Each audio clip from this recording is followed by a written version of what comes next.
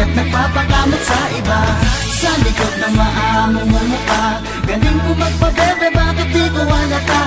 Di ko trip na magkasyota at magtiwala. Kung katulad mo lang ako, di bali na. Oh, oh, oh, oh, oh, oh, oh, oh,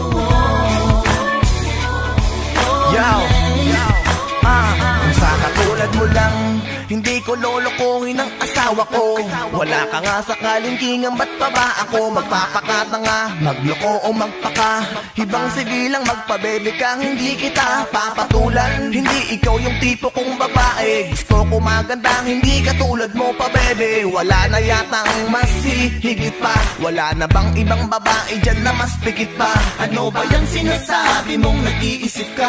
Ayoko nga sa katulad mo, uy mag-isip ka. Kung gagawa ako ng kasalanan sa asawa ko, gusto ko yung